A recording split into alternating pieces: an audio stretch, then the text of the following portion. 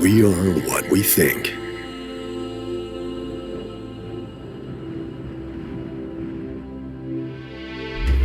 No matter who we are, let's think sharp. Let's think beyond.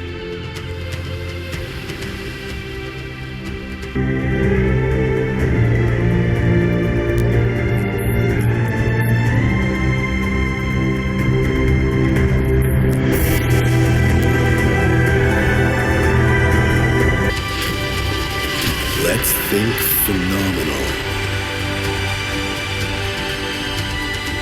And let's make it come true. Think big with Mirai Asset.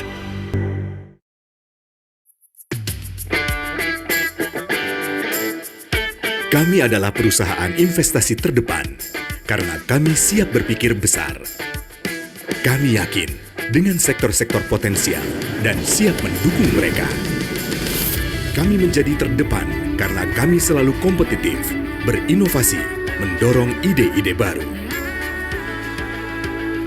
Kami mengerahkan yang terbaik dan akan terus meningkatkan kualitas kami. Kami mengokohkan pencapaian tertinggi karena kerja keras dan kepercayaan Anda. Itulah mengapa kami terus memimpin dan berinovasi.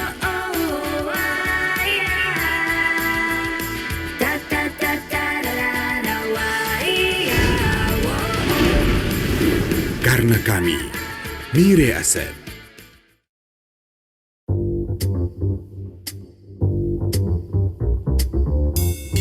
Ini bukan soal menambah koleksi mobil. Ini tentang berpikir besar untuk masa depan. Ini bukan saatnya berpikir konvensional. Ini saatnya berpikir besar dan memaksimalkan teknologi.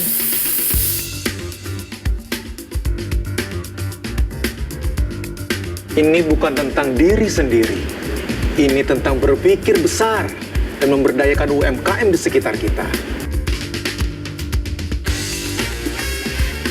Think Big untuk kehidupan lebih ramah lingkungan. Think Big berbasis teknologi dan real-time update. Think Big bersama startup dan UMKM.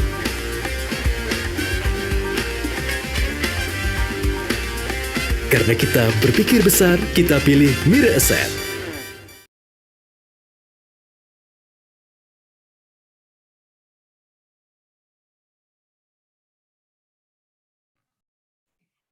Halo, selamat sore semuanya. Wah, semoga masih pada semangat ya. Siapa nih yang udah ikut kelasnya dari tadi pagi? Sekali lagi selamat datang sahabat Miraset di kelas mentorship minggu kedua. Di sore hari ini dengan saya Ardina Glenda, kita ketemu di kelasnya Pak Yudi Chen. Sebelumnya saya mau ngucapin terima kasih banyak nih atas partisipasinya ya teman-teman, Bapak Ibu semuanya sudah bersedia mengikuti kelas mentorship di program HOTS Championship Season 7 kali ini.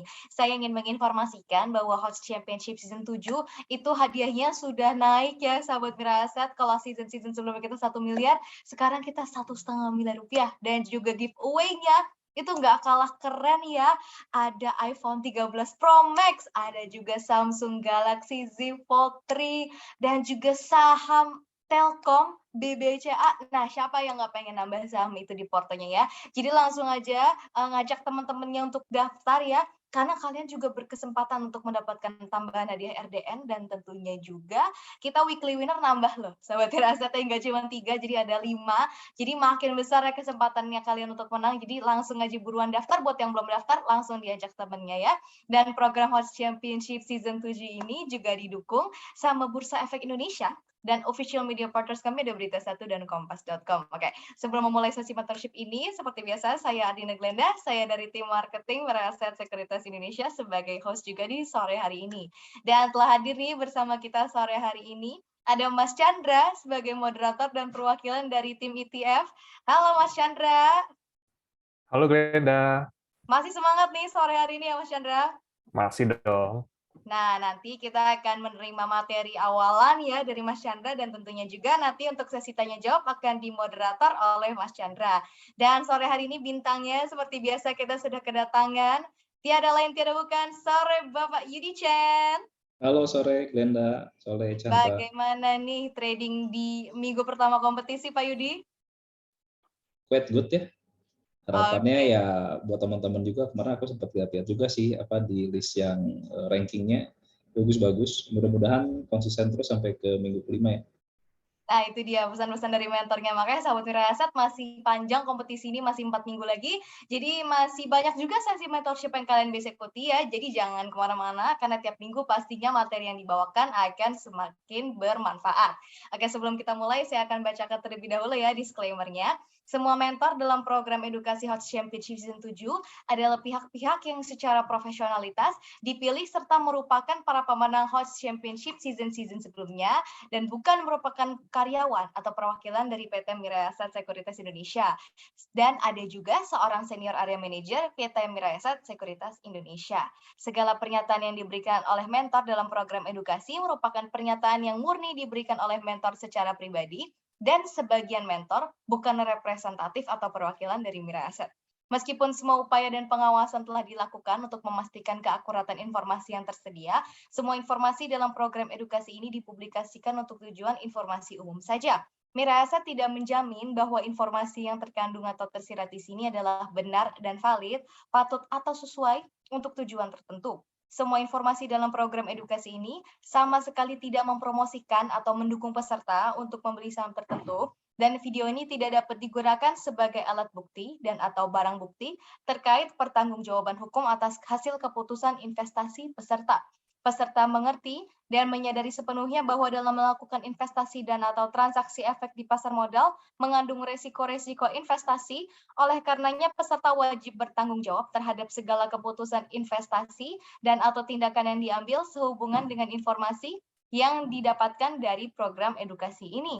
Peserta dengan ini membebaskan Mirae Asset sepenuhnya dari segala bentuk tanggung jawab, kerugian, tuntutan yang timbul, kerusakan, biaya dan pengeluaran sehubungan dengan pengambilan keputusan investasi dan atau tindakan yang diambil terkait dengan informasi dari program edukasi ini. Itulah tadi disclaimer yang sudah saya bacakan ya, cukup jelas sahabat Mirae Asset. Dan tanpa perlu berlama-lama lagi ya, apakah sudah pada nggak sabar? Kita akan segera menuju ke Mas Chandra dan juga Pak Yudi. Tapi sebelumnya saya mau ngingetin, nanti ada sesi Q&A. Nah, kali ini kita akan buka kesempatan juga untuk sekitar 2-3 orang untuk nanti bisa raise hand dan langsung bertanya ya sama Pak Yudi Chen dan juga Mas Chandra. Jadi langsung aja siap-siap pertanyaan apa nih yang mau ditanyain ya. Nanti kita akan pilih 2 atau 3 orang ya. Selebihnya pertanyaan bisa dituliskan di kolom Q&A di bawah sini. Baiklah, langsung saja kita berikan kesempatan untuk Mas Chandra dan juga Pak Yudi Chen. Silakan. Baik, terima kasih Glenda. Ya, selamat sore sahabat Mirae Asset. Mungkin pertama-tama kita mulai dulu ya dengan sedikit analisa fundamental. Nggak makan waktu cukup banyak kok, cuma 5 menit aja. Nah, di mana sekarang kita bakal belajar tentang valuasi nih. Nah, seperti kita tahu kan, analisa fundamental itu membantu kita untuk mengenal perusahaan apa sih yang ingin kita beli.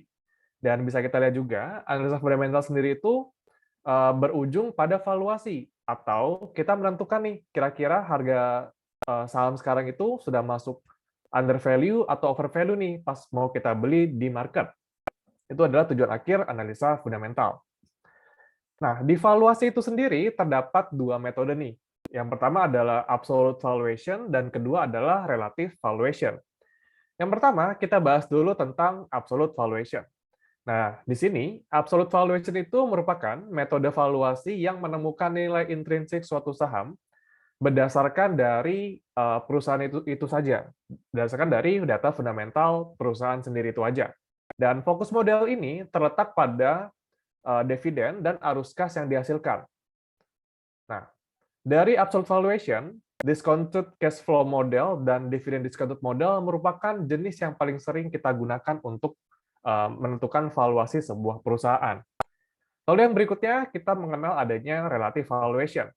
Di sini, metode valuasi ini digunakan dengan cara membandingkan perusahaan dengan perusahaan sejenis dalam satu industrinya. Nah, rasio yang sering kita gunakan itu ada PE, price to earning ratio, PBV atau price to book value, dan EV/EBITDA. Nah, itu ketiga rasio yang sering digunakan. Dan kalau kita menggunakan relative valuation, itu kita harus membandingkan perusahaan yang dalam satu industri yang sama. Misalnya di perbankan, kita membandingkan antara BCA dan Bank Mandiri. Nah, kita nggak boleh nih bandingin misalnya Bank BCA dengan Indofood. Kenapa nggak boleh? Karena mereka itu model bisnisnya berbeda. Jadi kalau kita mau ngebandingin, itu harus perusahaan yang bergerak dalam lini bisnis yang sama. Lalu berikutnya, untuk discounted cash flow model, kita bisa lihat di sini, merupakan suatu metode valuasi yang digunakan untuk memperkirakan nilai investasi berdasarkan arus kas masa depan yang diharapkan. Jadi, kalau untuk discounted cash flow model, kita forecast sendiri nih, kita memperkirakan kira-kira dalam 5 tahun atau 10 tahun ke depan itu pendapatan, beban perusahaan, dan laba bersih perusahaan itu seperti apa. Sehingga kita bisa melihat juga arus kas yang dihasilkan juga seperti apa. Dan pada akhirnya nanti akan didiskontokan untuk di tahun sekarang untuk menemukan valuasinya. Jadi ini berfokus pada potensi arus kas yang dapat dihasilkan oleh perusahaan. Lalu berikutnya kita mengenal adanya dividend discounted model. Nah, bedanya apa? Kalau di discounted cash flow itu memperkirakan arus kas yang akan dihasilkan, sementara kalau dividen discounted model kita memperkirakan seberapa banyak sih dividen yang akan dihasilkan oleh perusahaan. Biasanya memakan waktu, kira-kira kita forecast bisa 5 tahun atau di atas 5 tahun. Nah, untuk discounted cash flow model itu banyak digunakan di berbagai industri. Kita bisa gunakan di konstruksi bisa, infrastruktur bisa, di sektor consumer goods juga bisa. Sementara untuk dividend discounted model itu kita gunakan di perusahaan yang sering membagikan dividen. Terutama untuk dividend discounted model itu kita gunakan di perbankan untuk prakteknya sejauh ini. Nah, lalu kita beralih ke berikutnya, yaitu adalah relative valuation, di mana tadi sempat disinggung adalah metode valuasi ini membandingkan antara dua perusahaan. Nah, kalau kita membandingkan antara dua perusahaan, otomatis kita memerlukan berbagai data keuangan nih di dalamnya. Kita membutuhkan banyak laporan keuangan. Nah, tapi jangan khawatir teman-teman, di sini dari HOT sendiri kita bisa buka lewat PC. Di HOT itu ada menu 0024, di mana tampilannya akan seperti ini. Kita bisa membandingkan berbagai macam emiten di dalamnya. Di sini bisa seperti contoh, saya membandingkan laporan keuangan tahun 2020 dari kuartal keempat atau full year dari keempat emiten. Ada Telkom, XL, Indosat, dan juga Friend. Nah, di sini bakal kelihatan semuanya. Harga terakhirnya berapa, dari total pendapatannya berapa, dari laba operasionalnya berapa, net income-nya atau laba bersih berapa, ada juga dari PE, PBV, dan segala macam. Nah, di perbandingan seperti ini, kita bisa melihat nih, dari keempat emiten telekomunikasi, kita bisa lihat yang mana sih perusahaan paling bagus untuk kita investasikan. Nah, itu fungsinya relative valuation. Kita membandingkan dan menemukan yang terbaik juga. Dari kita bisa lihat dari pendapatannya, dari PI-nya, dan juga PBV-nya. Nah, kalau kita mau lihat yang paling murah, kita bisa lihat dari PI dan juga PBV. Kita bisa lihat yang memiliki PI dan PBV terendah yang mana. Itu kalau dari sisi valuasi menggunakan relative valuation. Dan kelemahannya apa dari masing-masing dua valuasi ini? Yang pertama, tadi kita sebutkan tentang absolute valuation. Kita pakai discounted cash flow dan juga dividend discount model. Kelemahannya adalah kita memforecast itu berdasarkan pendekatan pribadi, jadi sangat bersifat personal. Dan bisa aja kita ada mismatch atau nggak sesuai pada saat kita forecast buat pertumbuhan perusahaan. Jadi pendekatannya terlalu kurang objektif lah, ini terlalu subjektif kalau kita pakai absolute valuation. Nah, kalau relative valuation, kelemahannya apa? Kelemahannya adalah pada saat harga sekarang, belum tentu market itu udah price in di saham tersebut, atau sudah menggambarkan hasil yang sebenarnya nih dari nilai perusahaan. Nah, jadi masing-masing antara absolute dan juga relative valuation itu ada plus minusnya. Jadi tergantung teman-teman sekalian nih mau menggunakan metode apa yang paling cocok untuk mengevaluasi suatu saham. Ya, kira-kira begitu saja untuk metode valuasi pada sore hari ini. Dan berikutnya kita langsung lanjut ke Ko Yudi. Selamat sore, Ko Yudi. Sore, Chandra. Ya, apakah sudah siap Ko Yudi untuk membawakan materi buat teman-teman nih? Siap dong. Oke, boleh Ko Yudi, silakan. Waktu dan tempat saya persilahkan. Aku izin share screen ya. Boleh, boleh. Oke, ya selamat sore teman-teman semua. Selamat datang di Host Championship Season 7 di week 2. Nah, hari ini aku akan bahas tentang gimana sih cari saham-saham yang kemungkinan bisa naik dalam waktu yang nggak terlalu jauh dari waktu kita entry. Jadi memang kalau misalkan kita ngomongin championship, mungkin sebagian orang fokusnya adalah mencari gain secepat mungkin gitu ya. Nah, yang pertama, kalau misalkan kita memanfaatkan menu di Mirai Asset, sebenarnya ini ada beberapa menu yang bisa kita perhatiin. Gitu. Jadi kalau misalkan buat aku biasanya cuma pakai 2 menu ini aja. Mungkin ini bisa jadi referensi juga buat teman-teman sekalian gitu, atau misalkan terlepas dari nanti championship di trading hari-hari pun bisa digunakan. Yang pertama, kita bisa gunain di running trade di menu 0200 sama diisi stok menu 1 2 3 4. Cuma nanti di running trade-nya ini akan kita modif sedikit supaya nanti kita cari yang kemungkinan sesuai dengan tipenya kita atau karakteristiknya kita gitu ya. Nah, sebenarnya banyak banget sih kalau misalkan mau ngulik gitu di menu Mirai Asset di desktopnya bisa banyak banget, cuman yang aku gunain ini aja, jadi mungkin yang aku share aja buat teman-teman. Yang pertama ini adalah tampilan dari menu 0200 teman-teman. Ini adalah tampilan standarnya gitu, belum diapa-apain. Nah di sini ini adalah tampilan watchlist-nya teman-teman. Kalau misalkan udah bikin watchlist, misalkan ini contoh aja 003 tes, isinya BBRI, BBCA, BMRI, BBNI. Nah nanti kita akan lebih fokus ke bagian yang di running trade. Nah nanti di bagian yang running trade itu kalau misalkan nanti udah di market opening jam 9 lebih 1, nanti akan pasti muncul seperti ini nih teman-teman. Ada yang berwarna hijau, ada yang berwarna merah, ada yang hijau, ada yang merah. Nah, ini adalah tampilan yang normalnya, dan ini adalah tampilan dari saham-saham yang mungkin yang kita sedang liatin gitu ya. Nah, nanti di running trade kita bisa fokus misalkan kita pengennya saham yang hijau aja, toh misalkan yang lagi merah-merah gini kan kemungkinan naiknya lebih kecil, jadi buat apa kita perhatiin di running trade. Nah maka kita bisa masuk nanti ke bagian setting di sini, nanti kita bisa masuk, jadi nanti kita masuk sini nih bagian setting, nanti kita running trade-nya muncul dari semua stok, nanti kita tinggal munculin aja misalkan let's say aku nggak mau harga saham yang terlalu mahal, misalkan nggak mau yang harganya di atas 500 misalkan, ya udah berarti kita bisa masukin aja nih harganya dari range harga Rp50 sampai Rp500. Nah maka harga-harga yang di atas Rp500 nanti nggak akan muncul di running trade. Tapi kalau misalkan kita mau munculin semua saham ya tinggal mungkin masukin aja sampai 50.000 gitu. Nanti muncul semua saham. Lalu selanjutnya kita bisa juga atur dari percentage dari perubahan persentase harga. Biasa kan yang tadi di sini muncul ada yang merah-merah ya. Kita bisa rubah aja misalkan dari 1% sampai 35%. Jadi kita cuman fokus sama saham-saham yang hijau aja. Supaya kita bisa dapetin profit yang lebih cepat, itu boleh banget. Terus selanjutnya di volume ini juga kita bisa rubah. Misalkan banyak kan kadang sering-sering lewat di running trade tuh lotnya 1 supaya nggak terlalu spam.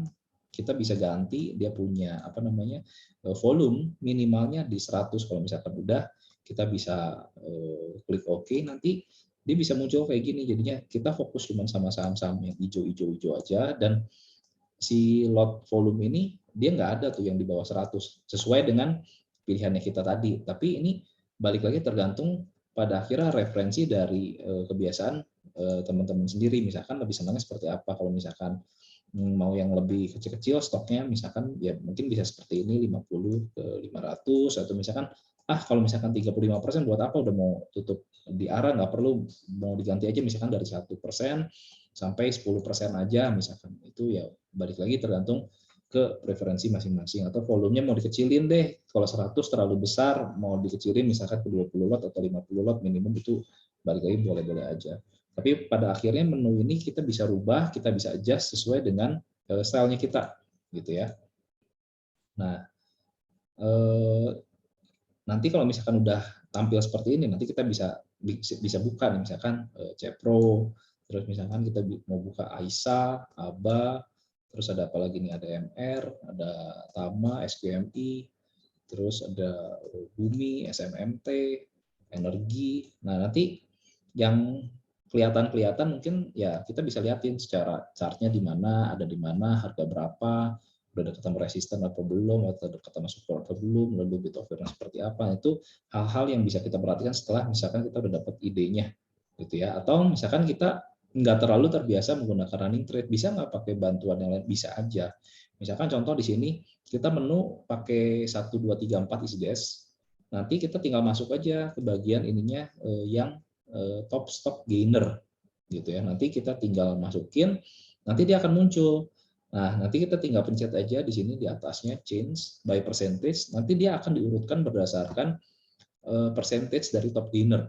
Jadi misalkan contoh di hari Jumat kemarin yang tertinggi apa? Oh, ada Net TV, lalu ada SUPR, lalu Bosco, NHL, dia ngurutin berdasarkan dari percentage. Nah, kalau misalkan let's say di 5 menit atau 10 menit awal-awal, biasanya yang bisa kita perhatiin misalkan let's say di kolom ini kan anggaplah 10 teratas kolom 1, ini kolom 2, kolom 3, kolom 4. Mungkin ya maksimal 4 kolom ini aja, atau misalkan kalau udah siang-siang biasanya ya di kolom 3 dan kolom 4 aja. Kenapa? Karena kalau yang ini kan udah di arah-arah, tapi kalau misalkan senangnya tipenya arah hunter, ya boleh-boleh aja carinya di range kolom 1. Tapi kalau yang senangnya masih mencari saham-saham yang kemungkinan masih bisa naik di hari itu, ya mungkin bisa lebih fokus di kolom 3 dan di kolom 4 untuk mencari kira-kira saham apa nih yang masih mungkin bisa naik. Jadi ini salah satu referensi gitu ya. Nah, lalu selanjutnya bisa juga di sort by value. Jadi ini langsung berurutan, ini volume dulu. Jadi kita misalkan mencari yang dari yang paling ramai nih, volumenya hari ini apa? Oh, misalkan dari Jumat kemarin yang paling ramai adalah Cepro. Cepro ini volumenya 15 juta, SQMI ini 8 juta, saham Bumi ini 7 juta, saham Energi ini 6 juta, saham Bosco ini 5 juta. Jadi kita mencari yang ramai ditransaksiin pada hari ini apa aja. Nah, ini bisa juga. Jadi ini nggak by percentage tapi by volume transaksi. Nah, balik lagi tergantung nanti kita senangnya apa nih? Oh, senangnya ngejar percentage atau senang volume transaction. Itu boleh-boleh banget gitu ya. Atau yang terakhir bisa juga by value. Jadi kalau misalkan kita mencari, kadang ada yang volumenya gede tapi nilai transaksinya kecil. Aku pengennya misalkan minimal yang sahamnya rame banget di transaksi di market, maunya pakai value aja supaya bisa gampang keluar masuk, ya boleh-boleh juga. Jadi tinggal diklik aja value-nya, nanti dia langsung nge-short by nominal terbesar sampai ke terkecil. Misalkan yang Jumat kemarin paling ramai apa? BEPS. Ini transaksinya 215 miliar. Cepro 162 miliar, lalu Net TV 120 miliar, lalu Energi 110 miliar, lalu ada saham Indika ini 107 miliar, lalu Duet ini 71 miliar, kurang lebih seperti itu. Ini adalah referensi-referensi yang teman-teman bisa gunakan terlepas dari trading waktu siang intraday, atau misalkan mau analisa misalkan malam mau lebih nge-swing, ya ini hal-hal yang teman-teman bisa cari sebagai referensi buat ide kalian analisa untuk kurang lebih kayaknya pergerakan ke depannya masih bagus. Maka ini yang salah satu ide-ide lah buat cari-cari stok. Nah, sesudah dapat dari sini, jangan lupa kita tuh untuk selalu cek apa aja yang harus dicek. Yang pertama, posisi harga di saham ABCD ini lagi ada di mana? Apakah jangan-jangan baru mantul dari support? Nah, itu biasanya berpeluang banget untuk naik lumayan. Tapi kalau misalkan posisi harganya ternyata udah naik 3 kali arah, 5 kali arah, sebaiknya kita hindari. Kenapa? Karena udah naik terlalu tinggi secara posisi supply and demand, berarti posisi sekarang demand-nya lebih rendah, lalu supply menjadi tinggi, maka kemungkinan besar dia harga akan turun kembali. Jadi boleh berhati-hati. Atau misalkan kita lihat juga volume dan value transaksi. Kenapa? Karena memang ini menjadi hal yang penting. Kadang ada saham-saham yang top gainer, tapi secara volume atau value-nya rendah sekali. Misalkan contoh kita balik ke yang tadi ya. Misalkan ke yang top gainer dulu. Jadi contoh di sini nih, ada SUPR. Ini ARA nggak ya? ARA benar, 20%. Tapi lihatin, volume transaksi dia hanya 17 lot atau hanya 31 juta rupiah gitu ya. Jadi ini mungkin agak susah buat ditradingkan, maka kita agak hindari. Atau misalkan contoh ini ASMI 16%, jumlah transaksinya hanya 1 miliar. Atau di sini ada SIPD 1185 lot hanya 200 juta. Nah, saham-saham yang kayak gini sebaiknya agak kita hindari. Kenapa? Karena takutnya kita bisa beli nggak bisa keluar, termasuk saham-saham yang nggak terlalu liquid gitu. Jadi sebisa mungkin kalau misalkan bisa di atas 2 miliar ke 5 miliar tuh udah minimum banget, jangan sampai yang di bawah ini. Kenapa? Karena nanti nggak bisa keluar. Kayak ini juga sama nih, pas 10 juta, aksi hanya 57 juta, lalu ini apa nih, kajian ini cuma 24 lot atau hanya Rp1.000.000 gitu. Jadi boleh berhati-hati, jangan selalu fokus sama top gainer aja, tapi ternyata volumenya kecil banget atau value-nya kecil banget, itu sebaiknya berhati-hati gitu. Lalu selanjutnya kita cek support resisten terdekatnya di mana. Misalkan posisinya resistannya masih jauh, mungkin masih ada peluang, berarti ya kita harus bikin trading plan-nya seperti apa nih, entry-nya kita di mana, lalu exit-nya di mana, exit profit-nya di mana, exit kalau misalkan market-nya di mana, sehingga kita masuk tuh udah punya plan. Jangan sampai kita masuk masih bengong, nanti kalau dia naik bengong, turun bengong, ini yang kadang kali menjadi jebakan, jadi nggak disiplin karena kitanya sendiri waktu entry kebingungan gitu. Maka ini yang sebisa mungkin kita hindari. Tapi kalau misalkan memang udah entry, pokoknya naik 2% buang, 2% buang, ya silakan. Turun 1 tick, 2 tick langsung buang, silakan. At least kita sudah punya trading plan yang cocok dengan psikologi profilnya kita, itu yang harus sudah kita punyai gitu ya. Lalu selanjutnya selalu gunakan uang yang memang kita udah siap aja gitu ya. Jangan pernah paksain uang yang di luar batas kemampuannya kita. Cara paling sederhananya gimana? Ya kita, ya tiap orang pasti mungkin bisa ngerasain ya.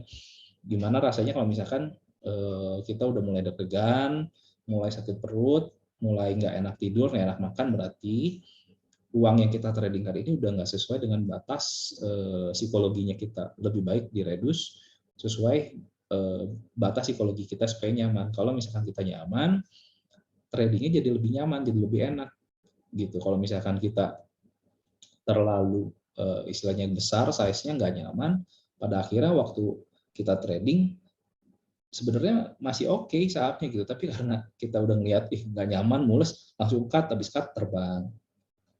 Mungkin hal-hal seperti itu bisa terjadi juga sama sebagian dari teman-teman kita. Even bahkan sama aku pribadi bisa kejadian seperti itu gitu ya. Jadi sebisa mungkin selalu gunakan uang yang memang kita siap aja buat trading ya. Gitu. Nah, selanjutnya jangan lupa sekali lagi dalam entry selalu ingat bahwa kita membuat trading plan, jangan langsung main HK-HK aja. Ya balik lagi sebisa mungkin kita bikin dulu trading plan-nya, baru ya kita mau HK-HK gitu. Tapi kalau misalkan kita beli langsung HK, habis HK baru mikir, biasanya ujung-ujungnya banyaknya nyangkut di atas gitu.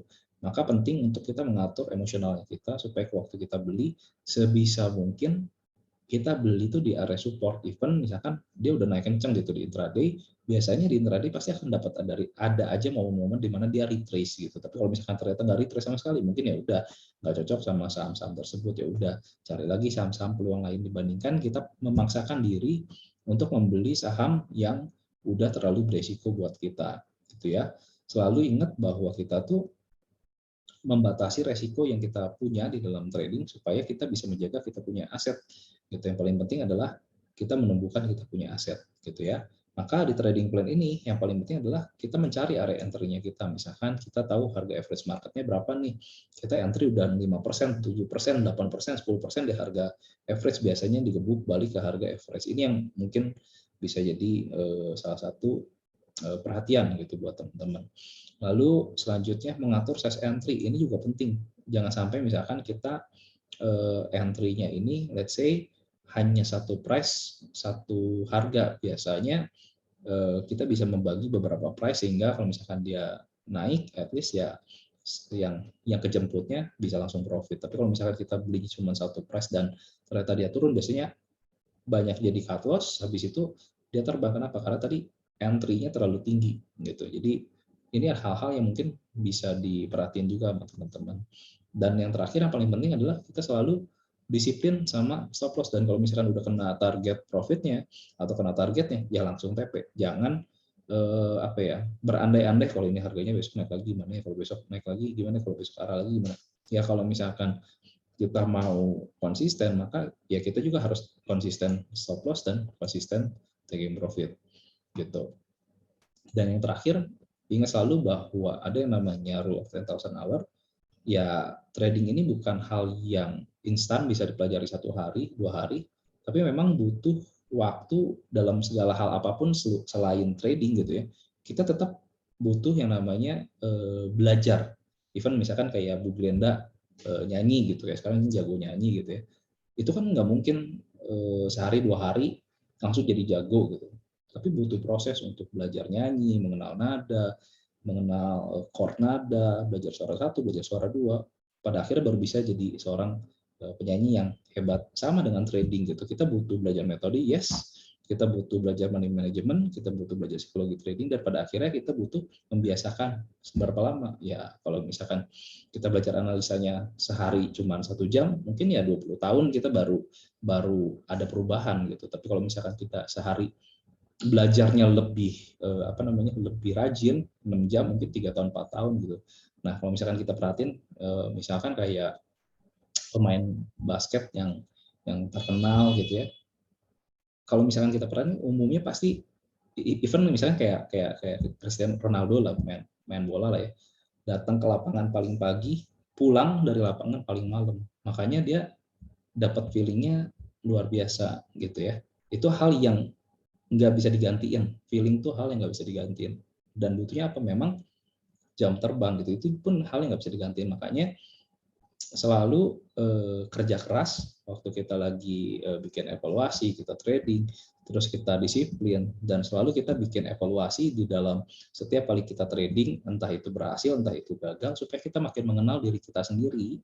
Karena musuh terbesar itu sebenarnya bukan market, tapi diri kita sendiri, supaya kita tahu, oh kita tuh titik-titik salahnya, titik-titik gagalnya di mana, dan kita perbaiki gitu. Kenapa? Karena tiap orang punya lubang yang berbeda. Nggak semua orang lubangnya sama. Karena secara psikologi emosional orang masing-masing berbeda, sehingga ya efeknya akan berbeda gitu. Dan terakhir, jangan pernah patah semangat. Memang dalam hal apapun, apalagi kehidupan gitu di dalam dunia nyata, yang paling penting adalah kalau misalkan kita gagal dalam hal apapun, jangan pernah lupa untuk bangkit kembali, gitu ya. Semoga yang hari ini yang aku bagiin buat teman-teman bisa teman-teman gunakan dan praktekkan dalam tradingnya sehari-hari. Kalau misalkan ada pertanyaan lebih lanjut, nanti sesudah ini mau DM aku di Instagram pun boleh, silakan. Terima kasih, saya kembalikan sama Pak Chandra atau Ibu Glenda. Ya, terima kasih Ko Yudi atas materinya. Jadi kalau buat hari ini kita belajar bagaimana nih dari sisi bocoran Ko Yudi tentang cara dia screening saham. Kita bisa lihat dari running trade, dari easy finder. Dan juga yang paling penting adalah kalau kita mau jago dalam trading, kita sebisa mungkin belajar terus nih, karena nggak ada sesuatu yang instan. Ya. Seperti yang tadi dikatakan, ada aturan 10.000 jam ya. Nah, kita membiasakan trading dan mengenal diri kita seperti apa terlebih dahulu. Karena masing-masing orang stylenya berbeda nih. Nah, stylenya Ko Yudi belum tentu cocok sama style teman-teman sekalian. Betul. Oke, kita langsung masuk nih Q&A Ko Yudi. Nah, Ko Yudi kalau mau kalau screening market itu biasanya sebelum market buka di kemarinnya atau beberapa jam sebelum market buka, Ko Yudi? Kalau aku banyaknya malam. Jadi malam aku lihat-lihat yang kayak tadi, top gainer hari ini siapa, top volume hari ini siapa, top value hari ini siapa.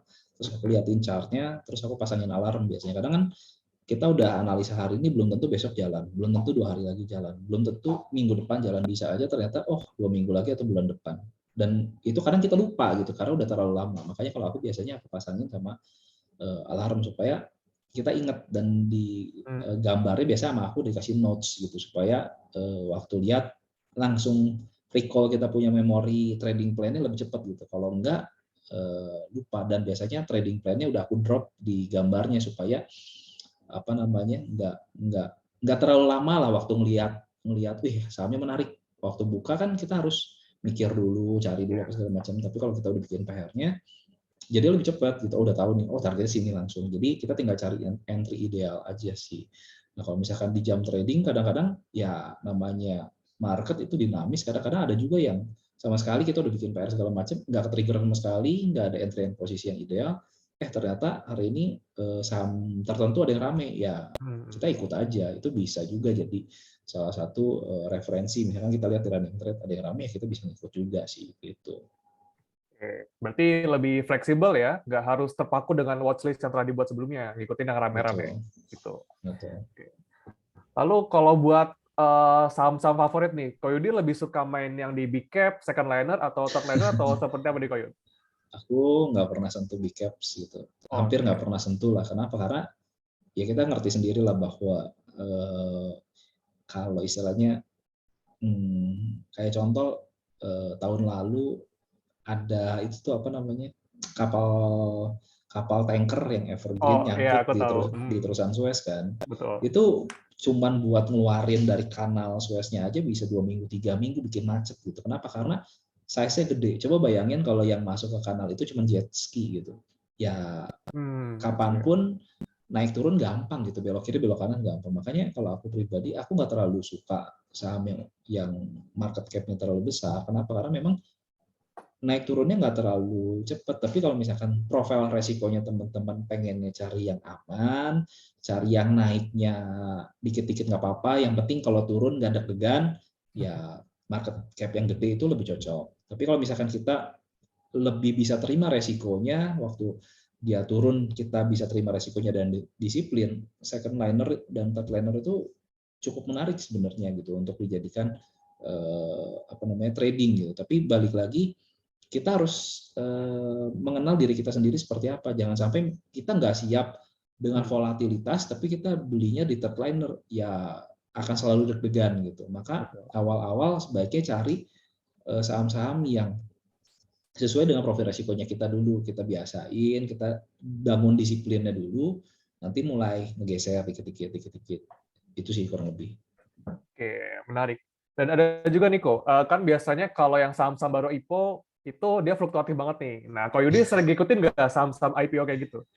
Kalau saham IPO aku jarang ikutan. Kenapa? Karena ya nggak kebaca gitu kan, nggak ada chartnya. Kalau aku kan mungkin panduannya lebih sama chart. Jadi kalau nggak ada chartnya, aku nggak terlalu berani. Kenapa? Karena takutnya ya kayak pengalaman yang udah beli beberapa saham yang IPO, habis itu terjun gitu. Ya pada akhirnya cut loss. Tapi ya mengerti bahwa memang kalau ngejar saham yang tinggi ya punya resiko tersendiri gitu. Jadi memang tetap harus disiplin. Kalau aku lebih suka yang chartnya udah jadi, udah kelihatan. Nah, aku udah kelihatan tuh supply demand seperti apa, support resistance-nya di mana. Aku lebih senang. Kenapa? Karena buat aku lebih aman. Jadi memang mungkin ya profil resiko balik lagi beda-beda, disesuaikan sama profil resikonya teman-teman lah gitu. Menarik. Lalu nih, tadi sempat disinggung oleh Koyudi, kita tentang demand area dan juga supply area. Nah, itu boleh dijelasin Koyudi itu maksudnya apa sih? Jadi sederhananya adalah misalkan kita bayangkan kita lagi jualan mangga di pasar gitu. Kita tahu bahwa di pasar ini kalau harga mangga 8.000 banyak yang borong. Kalau harga 10.000 normal lah, yang belinya normal. Tapi kalau harganya udah 12.000, sedikit yang borong. Maka kita tahu tuh di 8.000 ini demand-nya tinggi. Di 10.000 demand-nya biasa aja, di 12.000 demand-nya rendah. Maka kalau demand-nya rendah, efeknya apa? Supply-nya menjadi tinggi. Kalau supply-nya tinggi, harganya akan terdorong turun. Maka kalau kita punya beli mangga di 12.000, itu jadi susah laku. Yang gampang laku apa? Rata-rata yang 10.000. Tapi kalau kita punya modal 10.000, kita susah jual 10.000. Maka yang paling gampang, kalau misalkan kita bisa dapetin mangga di 8.000, 8.500, 9.000, 9.500, kita bisa jual di harga 10.000 gitu. Itu analogi pasar tradisional lah yang aku kasih ke teman-teman. Demand supply kayak berapa orang yang pengen beli di area itu atau jual di area tersebut mungkin. Betul, itu ya. Betul. Nah, buat yang supply demand sendiri itu lebih enak kita baca lewat chart atau bid offer nih kok. Nah itu dua-duanya sebenarnya bisa digunain sih. dua-duanya bisa digunakan. Cuman kalau buat aku yang pertama pasti aku lihat dulu chart. Kedua, ya di hari itu kadang belum tentu bisa menyentuh demand supply di chartnya itu sendiri yang terbentuk dari bid offer itu sendiri. Jadi memang ada range trading di hari tertentu yang mungkin nggak terlalu lebar, ya udah itu pun masih bisa digunakan gitu. Oke. Tergantung sahamnya berarti ya. Tergantung sahamnya juga, betul. Oke. Oh ya, ini ada banyak nih di Q&A Koyudi. Ada banyak yang menanyakan settingan default di running trade Koyudi tadi nih. Yang apa ya? Yang minimal volumenya berapa, minimal value-nya berapa gitu Koyudi. Boleh dibocorin Koyudi? Kalau aku 100 sih minimal volume 100, jadi nggak terlalu yang spam yang satu lot gitu, nggak terlalu banyak muncul. Kalau nggak ganggu, dan buat aku nggak terbiasa kalau terlalu cepat running trade-nya. Kalau cobain deh kalau misalkan yang full gitu satu lot sampai 100, yang 100 tuh mungkin karena apa ya? Itu jauh lebih gampang buat dilihat gitu. Karena lebih slow pergerakannya si running trade-nya. Kalau yang satu tuh cepet banget, mata kita mungkin kadang buat sebagian orang nggak bisa ngikutin gitu. Even ada yang merah-merah kita juga nggak mau terlalu liatin, karena kan kita carinya yang lagi mau naik-naik gitu. Jadi buat aku hal-hal yang gitu, ya itu yang emang kita hilangkan dari running trade karena nggak sesuai dengan apa yang kita mau. Makanya kita pun perlu kenal kita pengennya gimana. Nanti di situ dibantu untuk menyesuaikan dengan apa yang kita mau sebenarnya. Oke, I see. Gitu. Dan kalau dari volume tadi bisa kelihatan berarti ya kok kira-kira yang hajar kanan itu banyak nggak nih dengan volume besar gitu? Mungkin seperti itu juga. Betul. Oke. Berarti yang aturan volume tadi yang cuma 100 volume itu buat second liner ataupun third liner tuh sama semua kok. Jadi satu setting default semua. Sama default aja. Oke. Nah, ada juga pertanyaan nih Koyudi. Untuk Koyudi sendiri, aktif tradingnya itu pas jam-jam keberapa nih? Apakah pagi, siang, sore, atau gimana kok? Kalau aku aktif trading lebih banyak di sesi 1 sih sebenarnya dibanding sesi 2. Sesi 2 ada trading ada, cuman nggak terlalu aktif kayak sesi 1. Nah, jam trading biasanya jam 9 tuh jam diem, sampai jam 9 lebih 10 tuh biasanya aku masih diem. Masih ngamatin market, ini market mau kemana, sahamnya naik apa, sahamnya turun apa, itu pakai menu yang tadi 1, 2, 3, 4 sama apa namanya running trade, kita liatin, gue cari ide dulu. Nah, udah dapat baru mulai gerak. Biasanya gitu sih. Oke.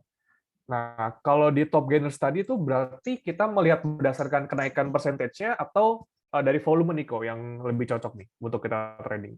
Nah, kalau misalkan pakai menu yang 1, 2, 3, 4, kalau nge-shortnya by gainer, ya boleh aja by percentage-nya, tapi jangan lupa cek value transaksinya. Jangan-jangan cuma 1 lot atau 2 lot, itu bahaya banget sih. Bisa beli nggak bisa keluar nanti.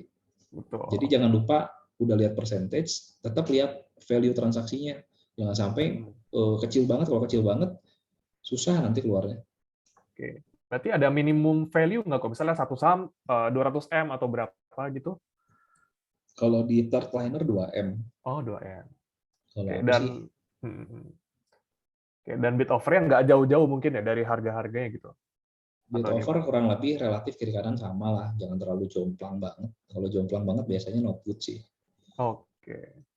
Nah, kita bisa nggak sih kok bedain adanya bid offer beneran sama yang fake bid offer gitu kok?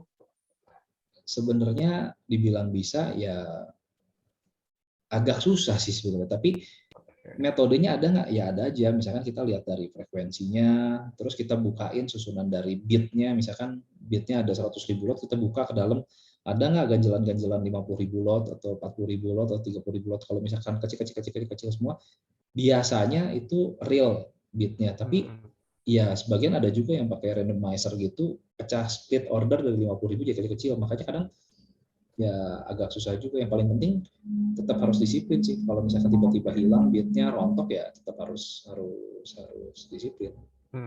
Karena kita nggak tahu nih kapan mereka nyabut bid atau offer gitu ya kok. Betul. Kan kita follower, jadi kita harus ngikutin mereka gerak ke mana, mereka keluar ya kita harus keluar. Kalau enggak ketinggalan di dalam, nyangkut dalam nanti. Jadi cuci piring ntar. Saya sering gitu cuci piring. Oke. Iya.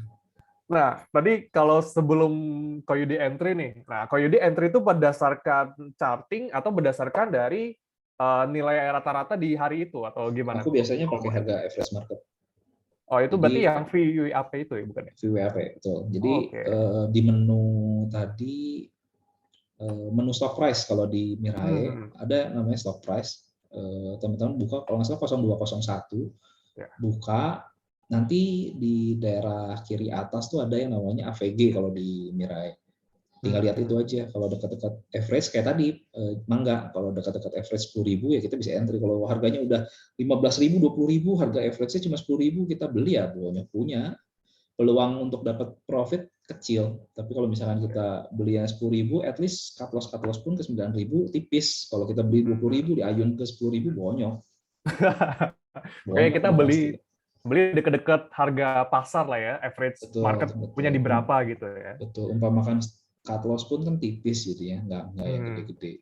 Itu memang sangat beresiko sih kalau mainnya di third liner, itu resiko banget. Jadi memang ya mau nggak mau harus matang disiplin trading plan. Even kalau misalkan kita sangkut gitu, udah sangkut di atas ya turun, ya harus disiplin. Jangan sampai kita beli di paling pucuk, drop 5%, 10%, nggak berani stop loss, nanti bisa 30-40% nyangkutnya. Wah, jauh ya.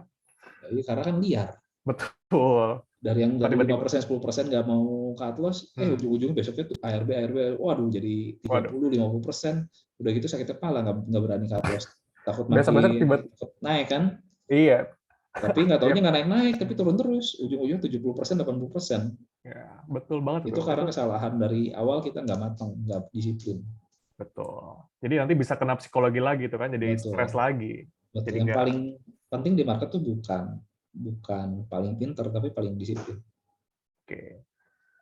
Nah, Ko Yudi, pada saat menentuk apa ya? Bukan itu dulu.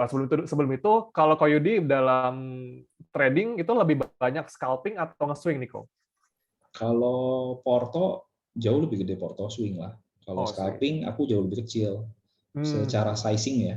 Kenapa? Karena memang lebih nyaman swing dibanding scalping. Scalping ada, tapi secara size jauh lebih kecil gitu. Balik lagi kan tergantung kenyamanannya kita seperti apa gitu. Kalau misalkan emang nyamannya scalping doang, nggak ada porto swing, mau 100% scalping, selama nyaman dan profit ya nggak apa-apa, silahkan aja. Balik lagi ke kenyamanan masing-masing. Jangan sampai kita nggak nyaman kita paksain, itu pasti hancur gitu.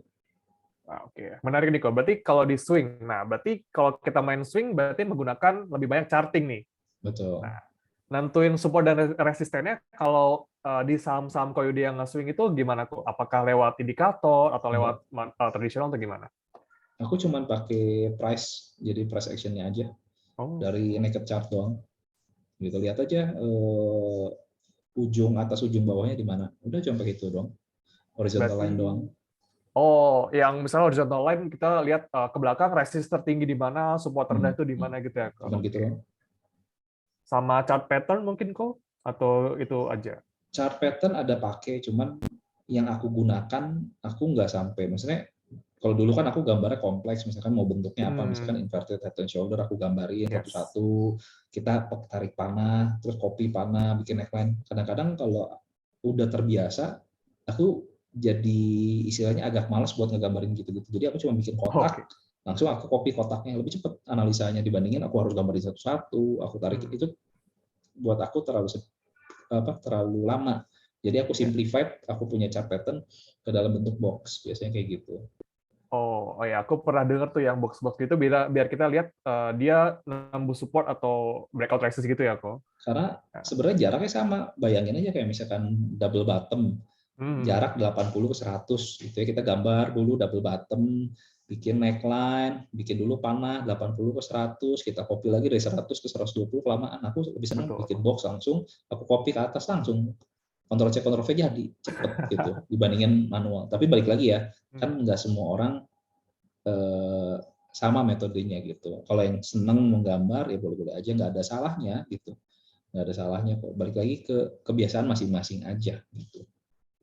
Ada nih kok pertanyaan terkait support dan resisten dari Pak Fendi. Sore Ko Yudi mau tanya, kadang saham kan supportnya ada beberapa support nih. Misalnya kalau dia jebol support 1, apakah kita cut loss aja atau average down di support 2 atau gimana kok? Kalau trading nggak pernah ada averaging down, maka kita cut loss.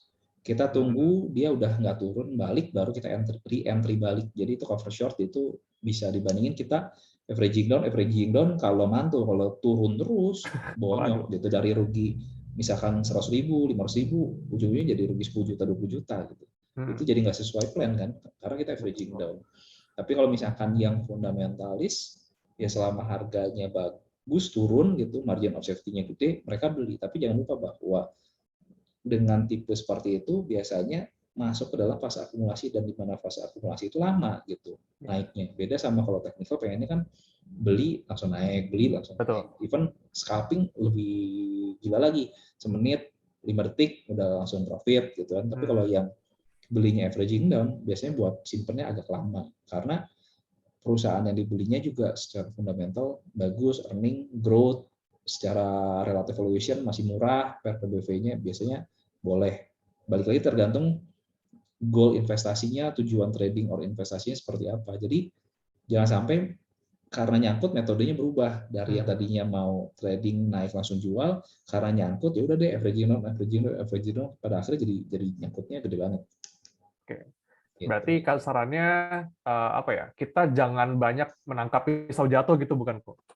Atau gimana tuh? Ya, kalau saham baru break support itu namanya baru mau turun tuh, namanya baru mau turun kan, baru break support, baru mau turun gitu. Jadi turunnya masih bisa jauh banget gitu.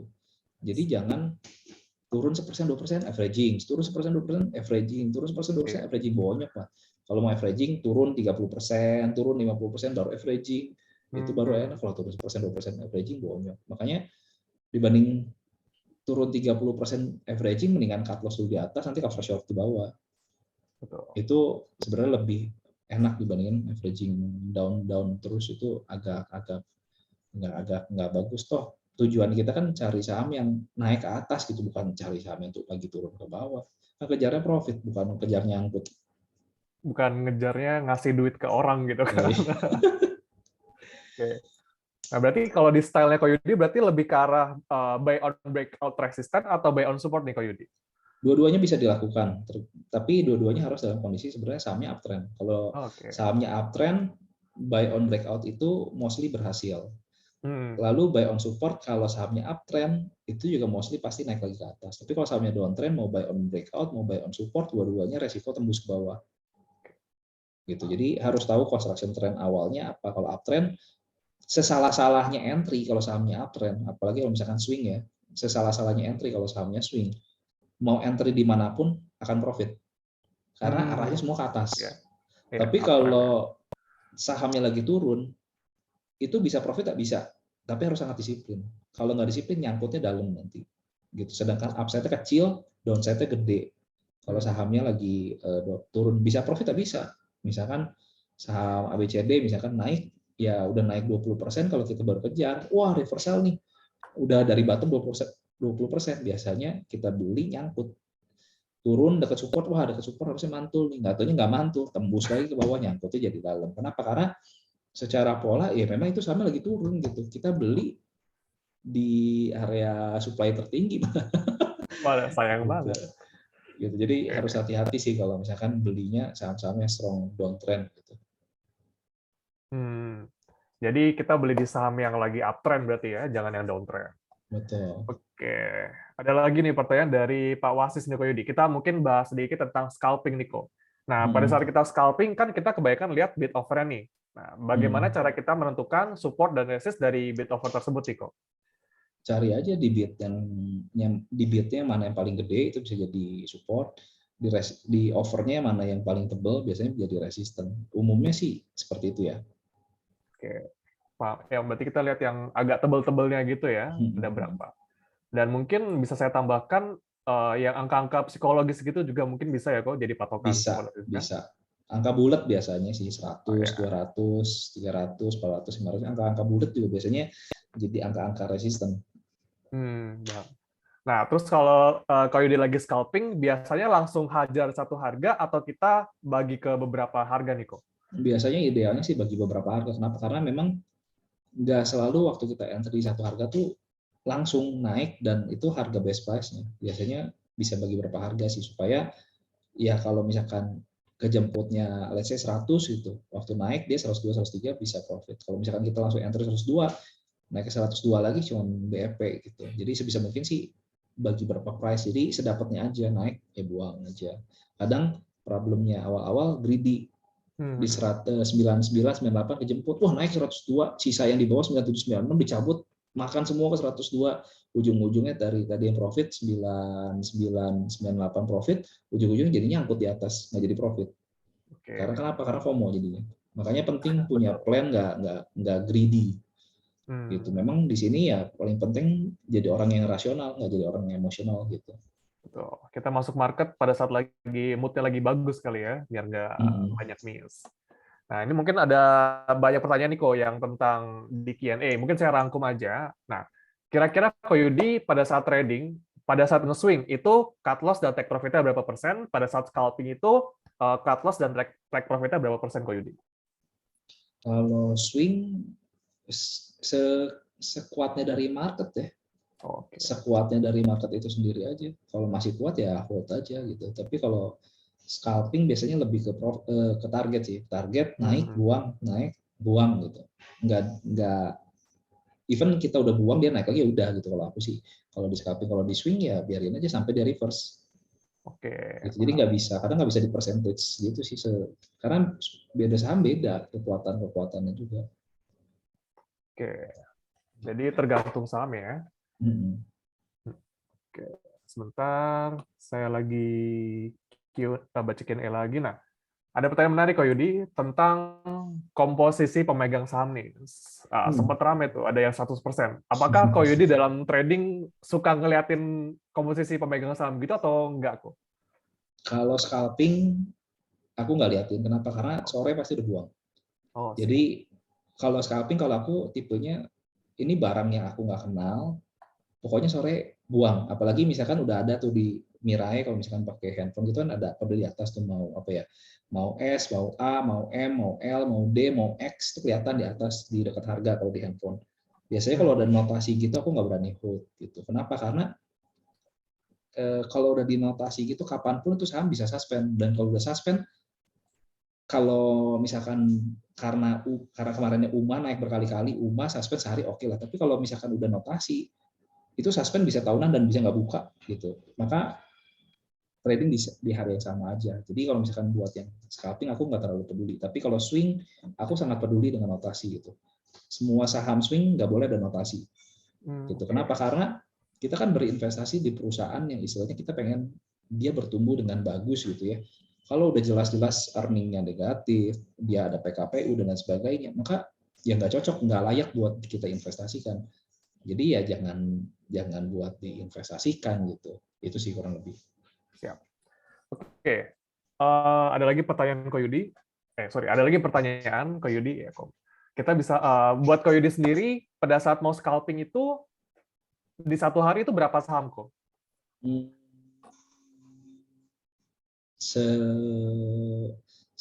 Sedapatnya sih sebenarnya sih. Tapi umumnya mungkin 4-6 lah, nggak jarang kayaknya lebih dari itu. Aku nggak scalpingnya aku tuh nggak sampai yang agresif 5 detik 10 detik itu aku nggak bisa gitu, model-model kayak gitu aku nggak bisa. Jadi aku lebih slow, memang scalpingnya bisa kayak satu saham bisa berapa jam, satu saham setengah jam, sejam gitu. Jadi ya paling satu hari 4-6 sih, 6 pun kayaknya udah banyak banget gitu. Ideal tuh 2-4 kayaknya aku udah ya segitu gitu sanggupnya ya. Kalau teman-teman mungkin ada bisa 30-40 ya nggak apa-apa, balik lagi kan ke style masing-masing. Kalau aku nggak terlalu sanggup, terlalu banyak nggak sanggup gitu ya. Jadi kalau buat scalping jangan banyak-banyak ya, ntar pada agak kelewat nih, juga not good sih ya. Oke. Nah, lalu ada pertanyaan lagi nih, pada saat kita scalping itu kebanyakan Ko Yudi itu masang di bid atau masang di offer. Nah, kalau masang di bid biasanya ada berapa papan nih kok gitu? Kalau pasang di bid ya aku mencari yang tadi, misalkan harganya normalnya 10.000, ya aku pasang misalkan let's say 11.000, 10.500, 10.000, 9.500, 9.000 aku pasangin aja. Pada akhirnya kalau harganya turun sejemputnya aja. Kalau harganya naik, bidnya semua aku cabut sih biasanya. Gitu. Dan kalau jual, aku ngeliatin posisi over juga sih. Kalau overnya agak tebal, biasa aku jarang pasang over, langsung haki aja. Tapi kalau masih tipis-tipis, ya udah ikutan pasangnya, menyesuaikan juga sih. Kalau enggak, harganya biasanya nggak nyampe dan rontok, keburu diguyur orang. Jadi mau nggak mau ya jangan terlalu tebel di over gitu. Kalau nggak orang juga kan yang mau beli kan takut overnya tebel. Jadi Betul. mendingan kita langsung haki sih sebenarnya. Oh, oke. Jadi kalau beli lebih enak menyesuaikan market lah ya. Kalau dia mulai naik cepat, hajar kanan. Kalau tiba-tiba Ya, diguyur, langsung buang kiri aja. Gitu, biar betul. nggak ketinggalan. Oke, ada pertanyaan dari Pak Indigo ngebahas tentang swing trading, Niko. Apa patokan kapan harus take profit saat swing? Gimana kita bisa melihat, oh ini trennya udah berbalik nih, atau gimana tuh kok? Sebenarnya bisa dua. Target. Kalau misalkan mau ngomongin target buat swing, satu secara market cycle-nya udah tahu dulu nih. Misalkan dia baru mulai uptrend, berarti upside masih gede. Tinggal dikawal pakai yang box itu, yang mungkin aku pernah share di Instagram, itu bisa digunakan berapa kali box ke atas. Atau metode lain ya kita mengenal yang namanya market structure. Selama dia masih higher low, ya keep aja. Sampai kapan? Sampai dia break daripada dia punya higher low terakhir menjadi lower low. Nah, di sana kita keluar. Simpelnya seperti itu gitu. Memang kita nggak akan pernah bisa beli di paling dasar, jual di paling pucuk, nggak bisa. Mungkin sesekali bisa, tapi kalau setiap kali trading kita bisa seperti itu, bohong. Gitu. Baik. Dan ini pertanyaan banyak banget tentang swing trading, Niko. Mungkin kita bisa bahas di next week atau di waktu-waktu yang lain tentang swing trading, mungkin kok tentang charting, atau berarti box itu kalau nggak salah namanya Darvas box bukan, atau Darvas ya? Darvas box. Jadi memang aku ada aplikasian beberapa metode masuk ke dalam Darvas box. Sebenarnya Darvas box itu kalau ngerti pakainya, dikombin dengan misalkan Fibonacci, Elliott segala macam, kalau udah ngerti banyak hal jadi sederhana sih. Tapi kalau belum ngerti memang agak susah. Tapi sebenarnya simple banget sih cara berpikirnya. Baik. Jadi jangan ribet-ribet kita gambar charting, yang penting simple, kita cuan lah ya. Ya, keep it simple sih, karena makin complicated kita punya metode, makin banyak pertimbangan kapan mau beli, kapan mau jual, makin banyak pertimbangan, makin nggak action, harga udah berubah terlalu jauh biasanya. Paham. Gitu. Oke, mungkin ini udah jam 5 nih kok. Kita mungkin masuk ke sesi lainnya. Kita bisa dengar langsung dari para peserta di sini. Boleh Glenda kalau bisa dibantu, kita masuk ke Q&A yang mau raise hand. Bisa dibantu Glenda?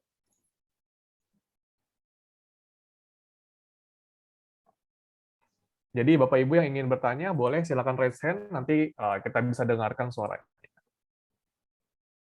Oke, sebentar kita lihat dulu. Ya, sudah mulai banyak yang raise hand ya. Ada sekitar 7 orang. Mungkin kita mulai dari yang pertama, dari Bapak Dudi Budiana. Boleh dibantu, silakan. Ya. Halo Pak Dudi Budiana. Silakan pertanyaannya. Masih mute kayaknya. Oh, masih di mute? Boleh di unmute dulu.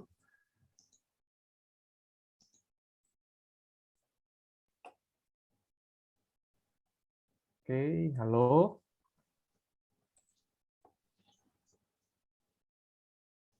Oh, mungkin kepencet mungkin ya, Pak Dudi ya. Kita ganti ya untuk pertanyaan berikut, yang resen berikutnya dari Pak Romi. Ya, silakan Pak Romi.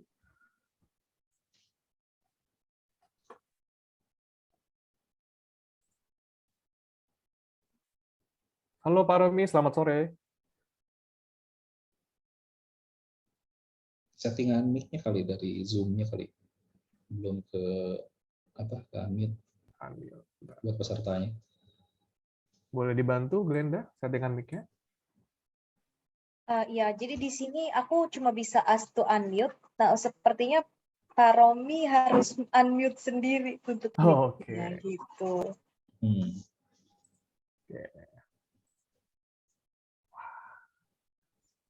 Oke, baik, karena kayaknya Pak Romi belum bisa di-unmute ya, kita akan cari yang lain dulu. Nah, buat sahabat Miraset yang lain nih, untuk yang ingin bertanya, sekali lagi boleh banget langsung aja raise hand, karena sekarang kita akan pilih pertanyaan yang beruntung ya dari orang-orang yang raise hand. Mungkin coba aku yang pilih ya. Boleh, Oke, boleh. aku akan pilih Mas Yonatan Ronggo di sini. Monggo, Mas Yonatan.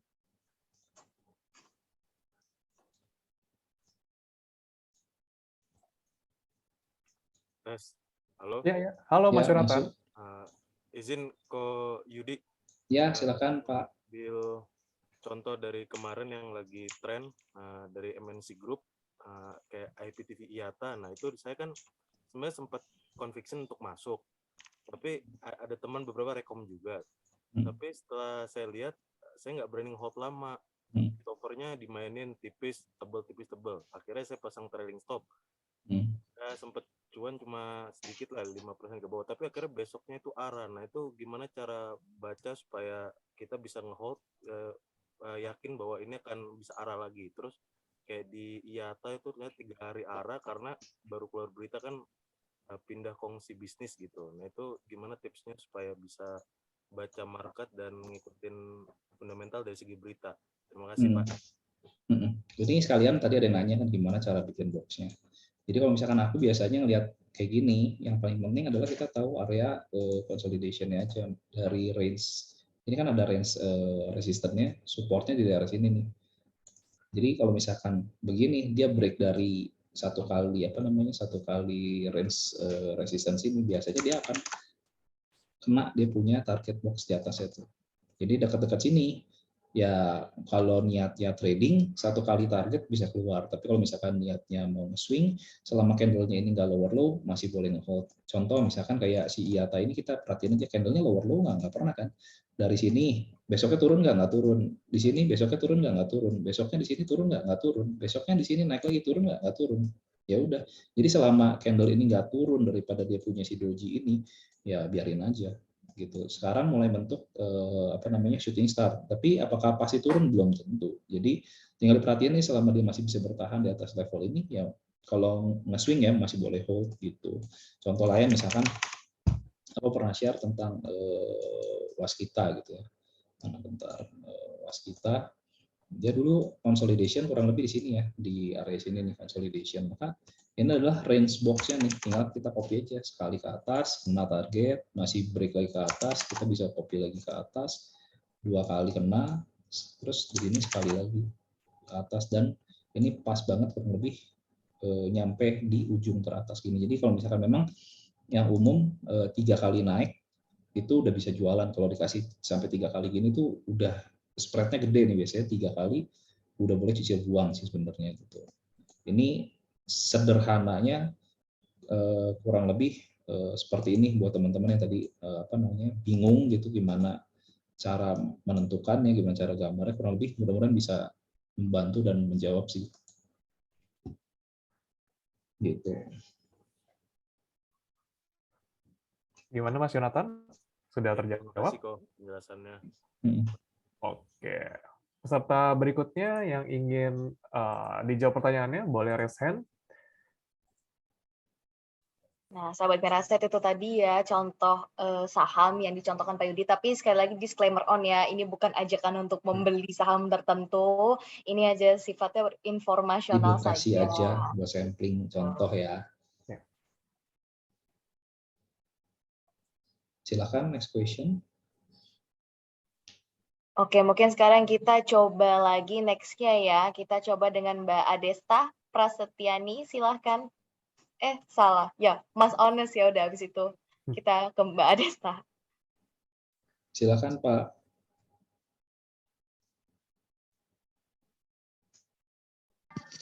Ya, halo Pak Yudi. Ya, sore Pak. Mau bertanya, untuk bisa mengetahui early stage itu gimana ya kok untuk di awal? Karena kan beberapa waktu lalu saya perhatikan sempat ketinggalan tuh kayak SMMT, mesin. Jadi pas kita bisa tahu tuh di awal untuk early stage-nya kok. Makasih kok. Oke, aku jawab sebentar. Jadi misalkan kayak bentar, ada ya. Nah, misalkan kayak SMMT gini, ini kan udah dari harga berapa nih? Ini kan turun banyak dari harga mungkin 2000-an. Ini kan sekarang udah consolidation lama kan. Kalau yang consolidation lama gini, ini udah pasti masuknya ke dalam accumulation stage, jadi pasti di fase 1 gitu ya. Nah, tinggal memang kalau yang saham-saham gini pasti nggak terdeteksi atau nggak mungkin kita perhatiin. Tapi sederhananya kapan? Memang kita harus rajin-rajin bikin PR, karena waktu di sini dia naik, let's say ya, di sini dia naik, ini pasti terdeteksi. Kenapa? Karena di sini ARA 35%. Gitu ya. Dan dia ARA 35% di sini, sebenarnya kan dia keluar dari zona pertama kali kan, zona accumulation, dan dia mulai starting uptrend gitu. Cuman kadang memang ya pertanyaannya, kita tahu nggak cycle-nya di mana, dan ini breakout dengan resisten, berani beli apa enggak gitu. Terkadang kitanya sendiri nggak berani beli, kenapa? Karena udah arah, padahal ini baru starting mau uptrend. Dan kedua kali dia berkonsolidation lagi nih ternyata di atas ini, dan dia hit kan target dari box yang bawah nih, hit target itu udah konsol, udah gitu dia naik lagi ke atas gitu kan, naik lagi ke atas ya tinggal kita copy lagi, masih bisa kita copy gitu. Apa dia punya box ke atas, ini box yang kedua, lalu ini box yang ketiga, dan ketiga kalau misalkan udah mau jual setengah boleh. Di sini kena keempat, lewat sedikit langsung turun balik lagi ke tiga, biasanya udah boleh. Uang ini sebenarnya salah satu metode yang sangat sederhana yang menurut aku bisa digunakan sih ya sama teman-teman gitu. Jadi nggak usah terlalu complicated, asal ngerti cycle-nya ini baru mau uptrend, ini bisa di copy ke atas gitu. Tapi memang penjelasan dan pemahaman lebih dalamnya sebenarnya ada dan harus belajar. Tapi shortcut-nya aku bisa kasihnya seperti ini yang udah apa ya, udah disederhanakan lah sama aku, datangnya dari mana, banyak pendekatannya gitu. Tapi sederhananya seperti ini kurang lebih gitu. Jadi kalau misalkan mau dapat SMMT rally seperti ini, jangan lupa sering-sering bikin PR. Kenapa? Karena dari awal pertama kali dia rally pasti mulai ada gainer 35%, dan volume dia mulai jalan. Biasanya yang mau jalan-jalan jauh pasti mulai muncul, entah dia gainer begini, entah volumenya, ya tinggal kita perhatiin. Misalkan let's say ya, kita nggak perhatiin waktu di awal-awal deh ceritanya udah terlewat jauh, oke nggak apa-apa. Misalkan di sini ada volume gede, di sini arah nggak 15% misalkan, ya udah kita perhatiin, oh ternyata di sini dia membentuk range consolidation. Selama di sini dia masih bentuk range consolidation, atau aku pakai bar replay deh. Misalkan begini ya, aku mundurin gitu. Ya kita boleh misalkan let's say pakai alarm deh. Kalau misalkan dia break daripada dia punya resistance ini, nanti dia akan naik lagi satu kali box ini kan. Ya kita misalkan di sini kita pasangin alarm nih. Oh nggak bisa pakai replay. Nanti kita tinggal masukin alarm di sini. Nanti ketika sebulan, seminggu, 2 bulan, 3 bulan, 4 bulan, 6 bulan ke depan ternyata dia break, berarti dia mau starting uptrend lagi, jadi nggak kelewat. Kadang yang kelewat tuh itu, kita udah kerjain PR-nya, udah tahu sahamnya ini menarik, karena udah sekian lama, jangan sekian lama deh, kita hari ini bikin PR malam, besoknya belum tentu inget gitu, karena ya namanya manusia lah ya, ingatan terbatas, apalagi udah berbulan-bulan kemudian, lupa. Makanya kalau aku sarannya adalah kita punya catatan, misalkan di sini, oh ini udah tahu nih resisten, misalkan aku bikin notes-nya di sini. Resisten tadi berapa ini? 244 misalkan ya. Target. Nah, kalau misalkan biasa kan ngegambarnya harus pakai beginilah ya. Bikin tanda panah, terus aku copy ke atas gitu ya. Terus cari atasnya berapa nih? Oh, 328. Kadang aku tuh agak males gitu. Jadi aku copy aja. Box-nya gini, langsung copy ke atas. Oh, tahu langsung sini. Oke, berarti resistennya di sini 244, tadi target 328, stop loss-nya di mana? Langsung bikin dia punya trading plan kasar yang tadi aku ceritain di kelas. Stop loss kasarnya misalkan kita pasang di 240, udah. Nanti waktu alarmnya bunyi, kita udah nggak usah bikin trading plan-nya lagi, udah tinggal entry. Kenapa? Karena udah jadi trading plan-nya. Kalau kita alarmnya nyala, baru lihat, baru analisa, harga udah terbang atau kemana gitu. Itu salah satu mungkin yang teman-teman bisa adaptasi sih di dalam tradingnya teman-teman. Semoga bermanfaat sih buat teman-teman. Ko Yudi biasanya berapa fase ya Ko untuk seperti itu? Maksudnya berapa fase gimana ya Pak? Aku kurang detail pertanyaannya. Untuk dari Darvas Box itu kan tadi dari pertama, terus mungkin misalkan ketinggalan tuh, terus kita mau coba masuk di fase kedua, atau mungkin ketiga sudah ketinggian gitu kok? Nah, biasanya kalau aku sebenarnya di ketiga tuh udah nggak terlalu rekomen. Kenapa? Karena memang biasanya di ketiga tuh banyaknya reverse. Tapi bisa ada nggak yang ternyata kelima atau ketujuh? Ada, tapi secara jumlah itu sedikit.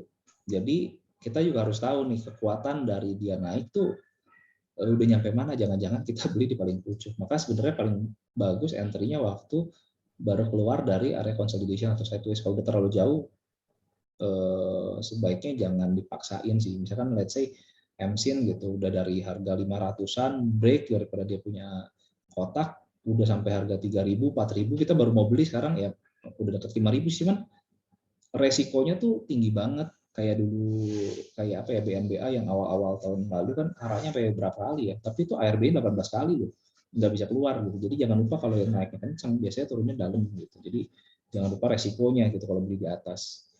Kadang bukannya kita nggak mau disiplin, kadang masalahnya beatnya tiba-tiba nggak ada sama sekali, sehingga ARB berkali-kali ya bukannya kita nggak mau buang, nggak bisa buang. Itu problem yang berbeda tuh kalau nggak mau buang, nggak bisa buang tuh hal yang berbeda lagi. Gitu. Jadi hati-hati kalau misalkan belinya udah di atas-atas sih bener. Gitu. Oke. Jadi jangan sampai beli ketinggian lah ya. Iya, jangan ya gitulah, jangan terlalu beli FOMO banget gitu. Kadang kan di awal nggak berani beli, naik beli 1 juta misalkan, naik lagi beli lagi 5 juta, naik lagi beli 10 juta, beneran naik, beli 100 juta, pas beli 100 juta, cuannya 1, 5, 10, hilang semua disikat sama nyangkut di 100 juta di atas gitu. Langsung diguyur gitu ya. Langsung diguyur gitu. Jadi memang harus ngerti cycle marketnya juga gitu. Karena apa yang naik pasti someday akan turun. Nggak mungkin naik terus selamanya, nggak mungkin. Pasti akan turun. Cuma kalau naiknya agresif, kayak kita bayangin naik, let's say misalkan kalau teman-teman di Jakarta gitu ya, main kemana ya, ke Westin Hotel gitu misalkan, langsung naik dari lantai ground ke sky apa ya yang di atasnya Hensin, naik ke atas kan nggak ada berhenti di lantai 1, 2, 3, 4, langsung naik ke lantai 52 gitu. Sama kayak saham, kalau langsung naiknya 500%, ya turunnya juga sakit. Yang bagus ya naiknya bertahap-bertahap, selantai. Itu lebih enak buat ditunggangin, apalagi buat swing dan invest ya. Tapi kalau buat trading ya cari yang volatile, itu pendekatannya beda. Balik lagi ke kenyamanan masing-masing sih, jangan paksain hal yang kita nggak nyaman, tapi kita paksaan karena kita pengen paksain profit. Kadang memang nggak semua style sekali lagi cocok sama kita. Jadi memang kita harus kenali diri kita, cari yang cocok sama kita gitu. Jangan sampai maksain sih. Gitu. Belajar, mengadaptasi boleh, tapi pada akhirnya kita harus mengenal kita cocoknya di mana. Gitu. Oke, paham Pak. Mungkin kita langsung masuk ke pertanyaan terakhir nih, Ko Yudi. Yang dari raise hand, boleh Pak Pang Xiaoyan, silakan.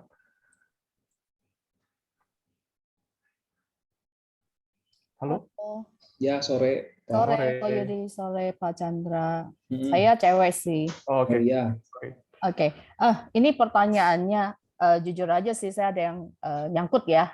Lagi cari inspirasi saya cut loss atau enggak. Jadi pertanyaannya, kalau dari pengalaman Ko Yudi nih, pernah cut loss itu paling tinggi di berapa persen sih? Boleh berapa pertanyaan? Satu lagi ya. Boleh. Kalau terlanjur nih, minus tinggi banget karena nggak stop loss. Gimana cara kita menentukan nih mau diapain nih, gue buang, gue tahan atau gimana tuh gitu kok. Thank you. Oke.